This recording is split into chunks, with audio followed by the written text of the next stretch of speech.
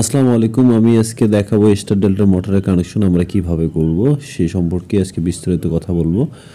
আজকে এই ভিডিওর মধ্যে আমি আপনাদেরকে কন্ট্রোলিংটা দেখাবো না, শুধু জাস্ট স্টার ডেল্টা মোটরের কিভাবে আপনারা কানেকশন করবেন সার্কিট ব্রেকারের মাধ্যমে সেই বিষয়টা নিয়ে কথা বলবো এবং সেই বিষয়টা আপনাকে দেখাবো। আপনারা অবশ্যই মনোযোগ সহকারে ভিডিওটা দেখার চেষ্টা করবেন এবং ভালোভাবে গোটাল ভিডিওটা দেখলে অবশ্যই আপনারা বুঝতে পারবেন এবং শিখতে পারবেন। তো চলুন আমরা শুরু করতে পারি এই ভিডিওটির মূল অংশ থেকে। তো আপনি দেখতে পাচ্ছেন আমি যেটা করলাম সেটি হচ্ছে মেন সার্কিট ব্রেকার থেকে রেড, ইয়েলো, ব্লু তিনটি কালার প্রথম 1 নাম্বার ম্যাগনেটিক কন্ট্রাক্টে আমি শর্ট করে দিলাম। এটা হচ্ছে 3 কালারও আপনি দিতে পারেন অথবা 1 কালারও দিতে পারেন, সমস্যা নেই। আমি বোঝানোর ক্ষেত্রে 3টি কালার ইউজ করলাম।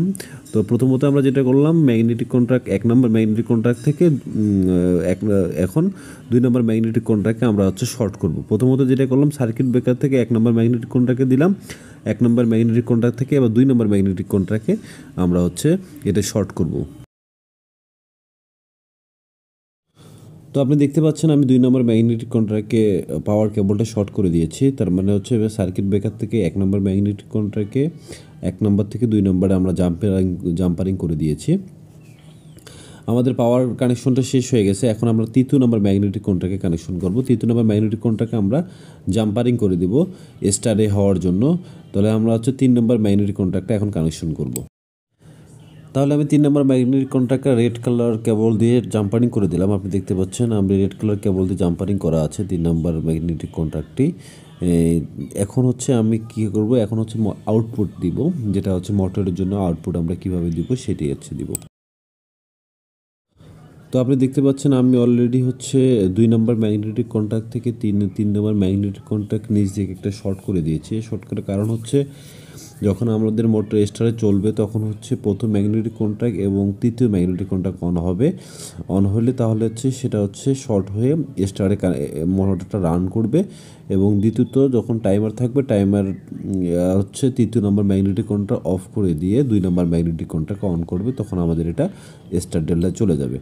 এখন আমরা মোটরের ভিতরে কানেকশনটা করব, যে ওখানে 2 ম্যাগনেটিক কন্ট্রাক্ট থেকে স্টার ডেল্টা কানেকশন মোটরে কিভাবে যাবে সেটা জিনিস আমি আজকে এখন দেখাবো আপনাদেরকে। তো আপনি দেখতে পাচ্ছেন আমি প্রথম ম্যাগনেটিক কন্ট্রাক্ট মানে ওভারলোড যে ম্যাগনেটিক কন্ট্রাক্ট ইউজ করেছি সেই মেন ম্যাগনেটিক কন্ট্রাক্ট থেকে আমি মোটরে 3টি কানেকশন করেছি এবং দ্বিতীয় ম্যাগনেটিক কন্ট্রাক্ট থেকে মোটরে আমি দ্বিতীয় কানেকশনটা করব। তো আপনি দেখতে থাকুন।